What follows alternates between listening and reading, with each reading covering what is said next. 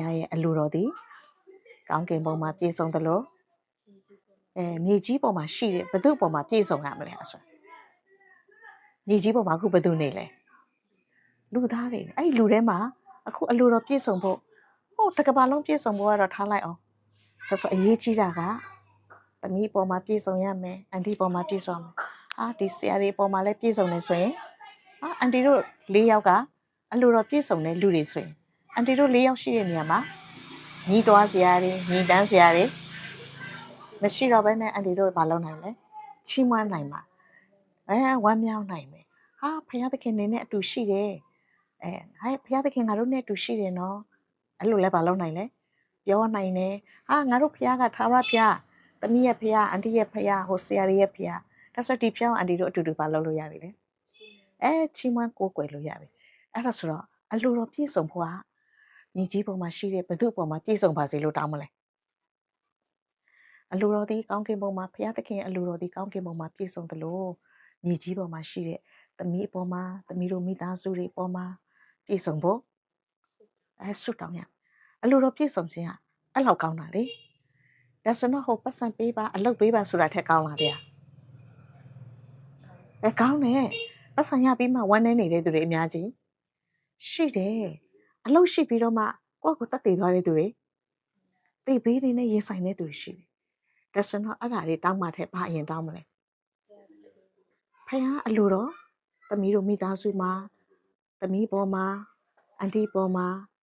မလုပ်ပါစေလဲပြည့်စုံပါစေလို့ဆုတောင်းအဲ့ဒီကနေတဆင့်ပဲမတောင်းမလဲသမီးတို့ရွာပေါ်မှာပြီးတော့သမီးတို့မြို့ပေါ်မှာ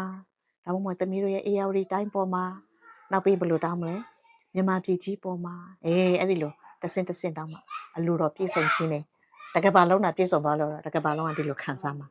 အဲ့ဒီတကဘာလုံးပဲအချိန်မှာပြည့်စုံလဲပြည့်စုံမဲ့အခွင့်အရေးလူတိုင်းပေါ်မှာဘယ်အချိန်မှာရောက်မလဲဆိုတာအဲ့ဒါလည်းပြောပြမယ်နော်ကဲအဲ့ဒါမပြောခင်မှာဒီဘက်မှာကောင်းကင်ဘုံမှာရှိတဲ့နေရာကြီးကိုပြန်ကြည့်ရအောင်နော်အပိုက်ငယ်ဘလောက်ကနေကြည့်မလဲဆိုတော့ဒီမှာထိုမျိုးဤအယောင်ဝါသည်တဲ့ကြောက်တလင်းနှစ်ကဲ့သို့ကြောက်ကဲ့သို့ဖြစ်အမျက်ဆုံးသောကြောက်မျက်မွန်နဲ့တူ၏တဲ့အဲ့ဒီမြို့ကြီးဟာကြောက်မျက်မွန်နဲ့တူအယောင်ကဘာဖြစ်လဲထုံးလင်းတောက်ပိုက်မှာရိုးရိုးထုံးလင်းတာမဟုတ်ဘူးကြောက်ရဲ့စိန်နကတ်အယောင်ဆိုပါလို့လဲစိန်ဒီမှာဆိုတော့စိန်ဒါစိန်တော့မစစ်ပါဘူးအယောင်ကမီးယောင်လဲဆိုဘယ်လိုဖြစ်နေလဲလင်းအယောင်တွေမျိုးရှိရနော်ကြောက်တွေတွေးထားတဲ့ခါလေးအဲ့တော့အဲ့ဒီမျိုးကအန်ဒီထင်တာကလေဒီမှာကြောက်ကတေးသေးလေးတွေနော်သူတို့ကမျိုးအကြီးကဟောကြောက်ကဘလောက်ကြီးလဲနော်ဟိုမြန်မာပြည်မှာဆိုရင်ခါလေကြောက်စိမ့်တုံးနော်ခါလေသိန်းဘယ်နှတောင်းတန်တဲ့ဥစ္စာကြောက်ဆိုရင်မှလေပြည်တန်တဲ့ပဒများဆိုရင်မရှိရမလားတတိုင်းပြည်လုံးတော့မှဝယ်လို့ရတယ်ကြောက်အခုကအဲ့ဒီတတိုင်းပြည်လုံးဝယ်လို့ရတယ်ကြောက်တော့မှနော်တိုင်းတာလို့ရတယ်အခုကတော့ဒီကြောက်မြက်မွန်နေနဲ့လှုပ်ထားတယ်စီချေထားတဲ့နိုင်ငံကြီးမြို့ကြီးဖြစ်တယ်တဲ့အဲ့ဒီမြို့ရိုးရဲ့အမြင့်အုတ်မြင့်ဆိုရင်နော်ဒီမှာကြောက်တံပရများတွေနဲ့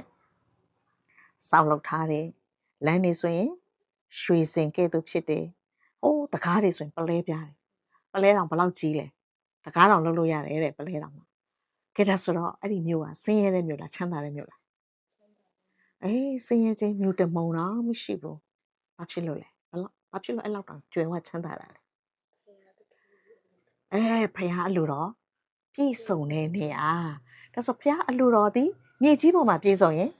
မြေကြီးပေါ်မှာလည်းဒီကျွယ်ဝချမ်းသာခြင်းခံစားပိုင်ခွင့်ရှိမလားရှိတာပေါ့နော်ဒါမှမြေကြီးပေါ်မှာလည်းကြောက်တံပရများရှိတယ်လေငါတို့မပိုင်ဘူးဒါဆိုတော့ငါတို့ပါတောင်းဖယားအလိုတော်ပြည့်စုံဖို့နော်ဆုတောင်းမယ်ပြီးလို့ရှင်အဲ့ဒီမြို့မှာဆိုရင်တော့လာရဲ့အယောင်နေရဲ့အယောင်လေမရှိဘူးတဲ့ပြီးတော့မှအဲ့မှာဖယားသခင်ရဲ့ဘုန်းတော်ရောင်ကြီးတွေနဲ့အဲ့ဒီမြို့ကအမြဲတမ်းထုံးလင်းနေတယ်တဲ့နောက်ပြီးတော့မှအဲ့ဒီမြို့မှာညဆိုတာလည်းမရှိဘူးတဲ့လူအမျိုးမျိုးတို့သည်လို့ပြောတယ်နော်လူအမျိုးမျိုးတို့သည်ဆိုတော့ဖယားသခင်ရဲ့နိုင်ငံတော်နဲ့ဆိုင်တဲ့နေရာမှာလူမျိုးတစ်မျိုးတည်းရှိတာလားလူအမျိုးမျိုးနော်လူအမျိုးမျိုးဆိုတော့လူမျိုးပေါင်းစုံဒီမှာနေဖို့အခွင့်အရေးရှိတယ်နောက်တစ်ခုဘယ်လိုရေးထားလဲ ညီညွတ်သောအရာဆက်စုပ်ဖွယ်သောအရာတစ္ဆာပြတ်သောအရာတစုံတစ်ခုများမြို့တွေကိုမဝင်ရဘူးတဲ့တိုးတငယ်ရဲ့အသက်စာဆောင်မှာစိတ်ရင်းဝင်နေသူတွေပဲဝင်ရမယ်တဲ့ဒါဆိုအလိုတော်ပြည့်စုံခြင်းတွေကိုဘယ်သူတွေပိုင်ဆိုင်ရတယ်လဲပိုင်ဆိုင်ရတဲ့သူတွေထဲမှာဒီမကောင်းတဲ့သူတွေတယောက်မှာရှိဘူးဖယားသခင်ရဲ့အသက်စာဆောင်ထဲမှာနာမည်ပါလို့ရှိရင်ဒီအခွင့်အရေးတွေကိုရရှိမှာဖြစ်တယ်တဲ့ဒါဆိုသခင်ရှုကလည်းပြောပြီးပြီသခင်လို့ငါ့ကိုရှောက်တိုင်း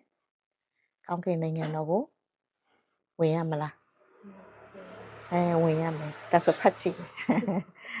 ရှမတ်တဲ့အခန်းကြီး9အခန်းငယ်9ကိုဖတ်ကြည့်ရှမတ်တဲ့အခန်းကြီး9အခန်းငယ်9တော့မဟုတ်ပါဘူး sorry 21ကနေဖတ်ကြည့်23ထိအခန်းကြီး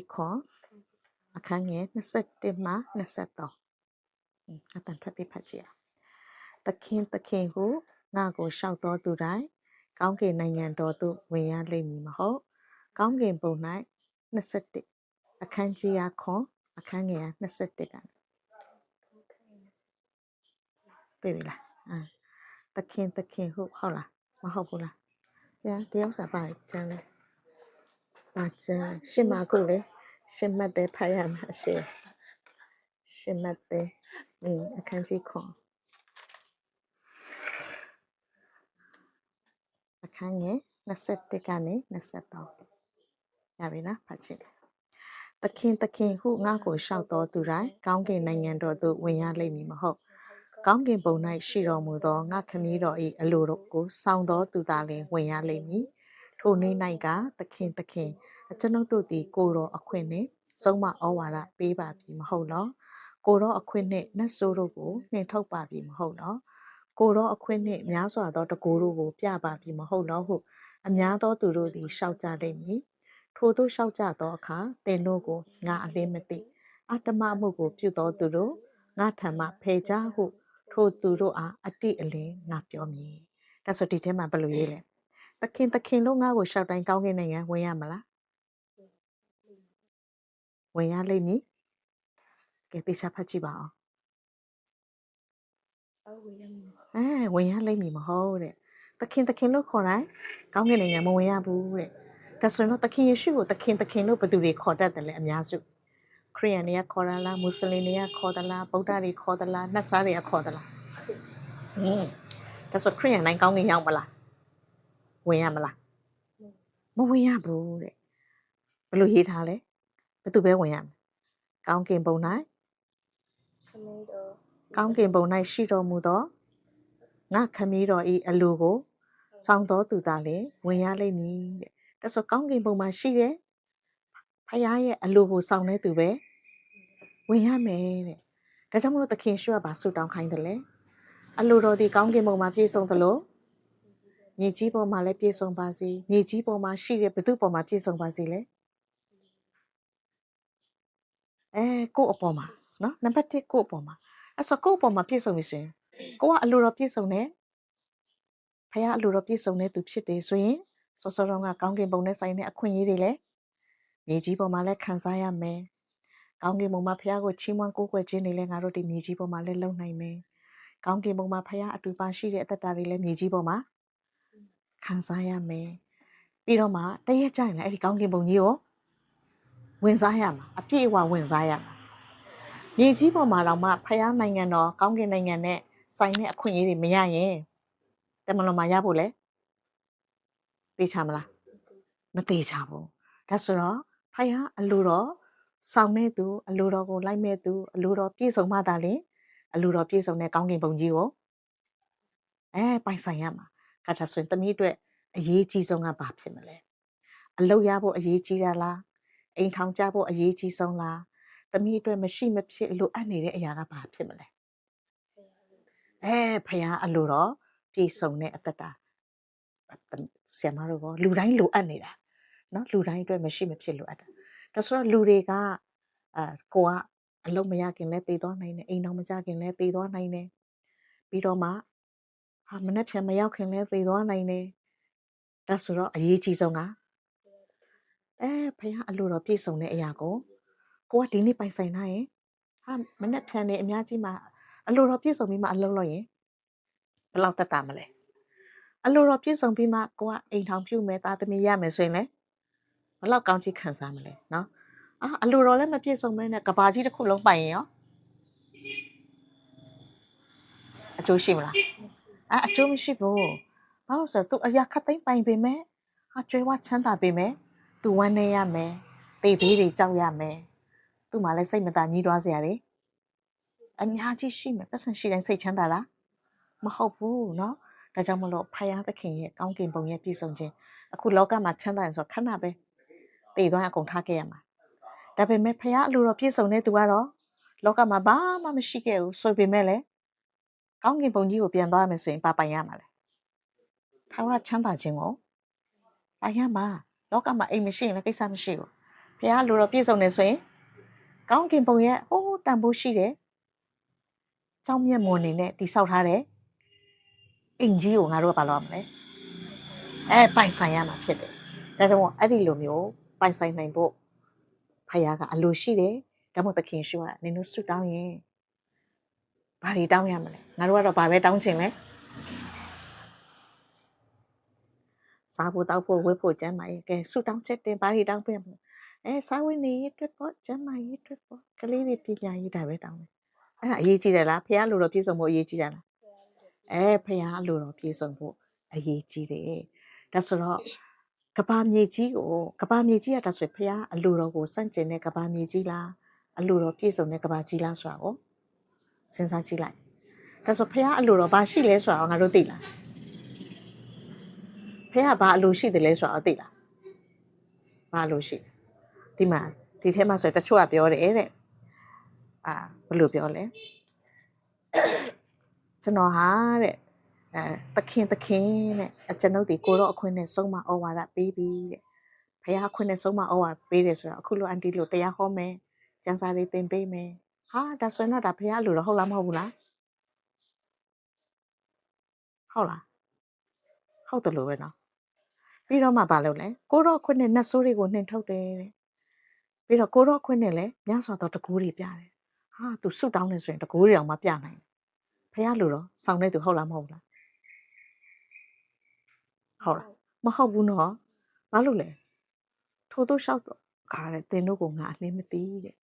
အတ္တမမှုကိုပြုတော်သူတို့ငါထံမှာဖယ်ကြတယ်ဘာလို့အတ္တမမှုပြုတယ်လို့ပြောလဲအတ္တမမှုဆိုတာဘယ်လိုဟာမျိုးအတ္တမမှုလို့ခေါ်လဲသိလားသမီးခွင့်ပြုချက်မရဘဲနဲ့သမီးအိမ်ထဲကိုဝင်လာတယ်ဆိုရင်အဲ့ဒါဘာမှုလဲသမီးခွင့်ပြုချက်မယူဘဲနဲ့သမီးပစ္စည်းကိုအန်တီကကြိုက်တယ်လို့တင်လိုက်မယ်သုံးမယ်ဆိုရင်လေအတ္တမမှုပဲအဲ့တော့ဒါဆိုတနည်းအားဖြင့်ဆိုရင်တော့တရားတော်ဟောနေတယ်ဖယားခွင့်ပြုချက်နဲ့လားသူဟောခြင်းလို့ဟောတာလားဖယားခွင့်ပြုချက်ဒီမှာကျတော့ဘယ်လိုရေးထားလဲထို့သူလျှောက်ကြတော့ခါတဲ့တင်တို့ကငါအလင်းမသိအတ္တမမှုကိုပြုတော်သူတို့တဲ့ဒါဆိုတော့ဖယားခွင့်ပြုချက်နဲ့ဟောတာလားမဟုတ်ဘူးသူတို့ဟောခြင်းလို့ဟောတာသူစိတ်အားကြီးပြီးဟောတာ ਨੇ ဖယားလို့တော့ဟုတ်သလားမဟုတ်ဘူးတခါကျရင်အန်တီတို့ပဲဟောချင်တာလေ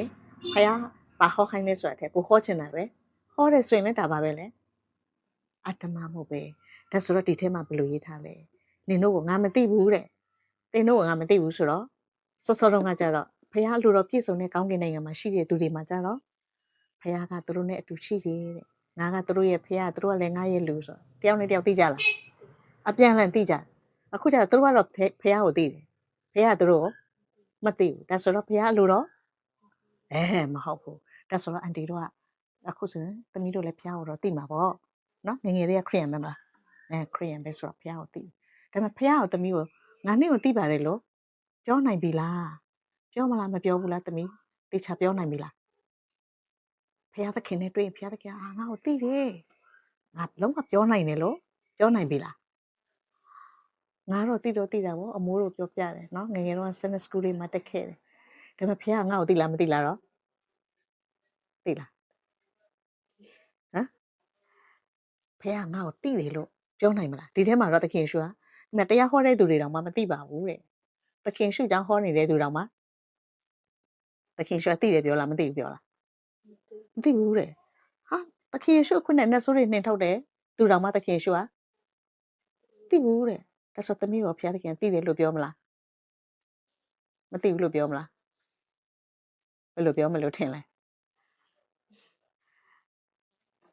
နောက်တော့ဘုရားသိမှာပါလို့ပြောနိုင်မလားသူအလိုတော်ဆောင်ခြင်းမဆောင်ခြင်းဆိုတာ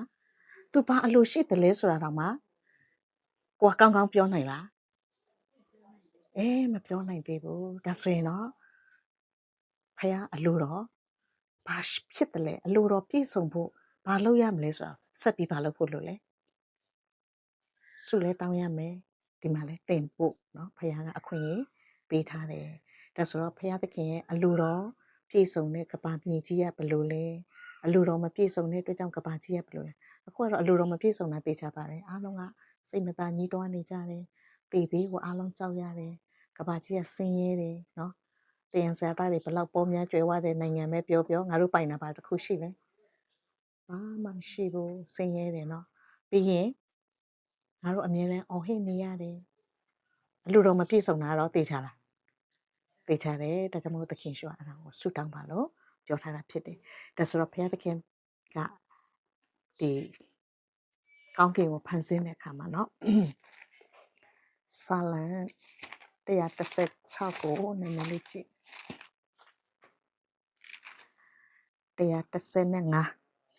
115အပိုင်ငယ်15ကိုဖတ်ကြည့်sorry အပိုင်ငယ်16 115တွေ့ပြီလား115အငယ်16ကောင်းကင်ကထာဝရဘုရား၏ကောင်းကင်ဖြစ်၏မြေကြီးကိုကလူသားတို့အားပေးတော်မူပြီဒါဆိုရင်ရပြီနော်ကောင်းကင်ကဘသူရဲ့ကောင်းကင်လဲဘုရားရဲ့ကောင်းကင်ဒါဆိုဘုရားသခင်ရဲ့ကောင်းကင်ကတော့ဘသူအလိုနဲ့ပြည့်စုံလဲဘုရားအလိုတော်နဲ့ပြည့်စုံတယ်မြေကြီးကိုဘသူကိုပေးလဲလူသားတွေကိုပေးဒါဆိုဘုရားကပေးတဲ့လူသားတွေကိုပေးတဲ့ကဘာမြေကြီးကဘလို့ကဘာမြေကြီးဖြစ်တယ်လဲဆိုတာတွေကိုခဏနေကြဆက်ပြီးတော့လေ့လာမယ်နော်ကျေးဇူးတင်ခုတော့ခဏလေးနား